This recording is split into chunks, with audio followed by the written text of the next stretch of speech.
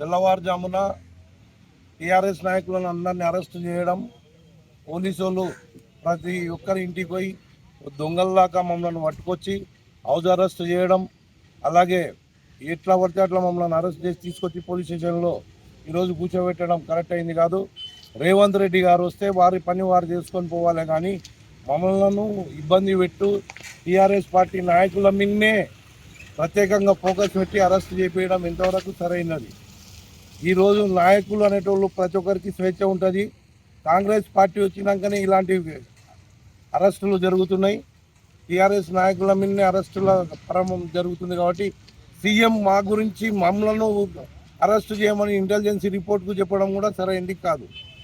అలాగే ఈరోజు సీఎం రావడం కూడా సిగ్గుసేటే. ఈ నాగర్ కర్నూలు కాన్స్టిట్యున్సీ పాలమూరు రంగారెడ్డి ఎత్తిపోతల పథకం కేసీఆర్ గారు చేసిన 90% పూర్తయిన దాన్ని ఈరోజు వచ్చి ఆయన ఏదో నేను చేస్తున్నా అన్నట్లు సీఎం గారు వచ్చి చేయడం, 2.5 సంవత్సరాల నుంచి ఎలాంటి ఒక్క రూపాయి కూడా దాని మీద పెట్టకుండా వచ్చి ఈరోజు మొత్తం పరామర్శించడం ఇది సరైనది కాదు. దీంతో పాటు మాకొచ్చే నిధులు మాకున్న నీళ్లను మాకొచ్చే నీళ్లు మహబూబ్ నగర్ ఉమ్మడి మహబూబ్ నగర్ జిల్లాకు వచ్చే నీళ్లను కూడా ఈరోజు ఉత్తమ్ కుమార్ రెడ్డి కాన్స్టిట్యున్సీకి నీళ్లు టన్నర్ ద్వారా కొనవుతుండ్రు. ఇది తెలంగాణ రైతులు, తెలంగాణ ప్రజలు గమనించాలి.